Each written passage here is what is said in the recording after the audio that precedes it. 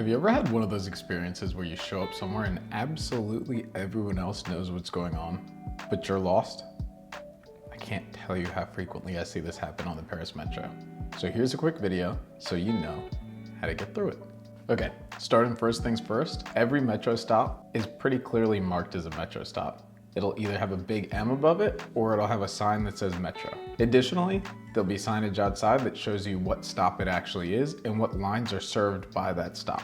And once you get inside, you're gonna need to get a ticket of some sort. It's important to note that there are two main types of ticket machines, but not all of them are in every entrance, but they are in every stop. So you may just have to go walk around to a different entrance if the right one isn't there for you. The two main kinds are the full service one, where you can buy tickets and you can use cash. And the second one is a machine solely used for pretty much recharging your Navigo pass. If you find yourself in a recharge only entrance, just walk around and there'll be a full service one at one of the other entrances. The actual process of getting a ticket out of the machines is pretty straightforward, so just touch the screen, follow the instructions, decide what you need. And if you have any questions, if you're there during normal kind of hours of operation, there should be an attendant there that you can ask questions to.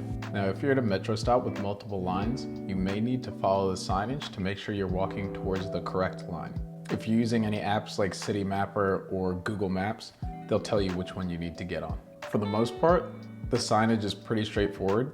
Just follow the arrows, and thankfully, most everything is color coordinated, so it shouldn't be too hard to keep up. Now, here's the area where I've seen a lot of people get just a little bit confused, and that is picking the right direction that you need to take on the Metro. Each line has a different direction, but if that's a little confusing to you, just check on the signs before you enter the actual platform. On there, it'll list every stop that line will hit in that direction. And then simple enough, just make sure that the one that you're looking for is on that list. When you get down to the actual platform, things are pretty straightforward.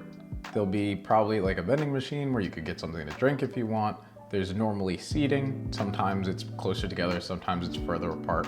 And then there will always be a board with information about when the next train is actually coming. So just sit tight and wait for the train to pull up.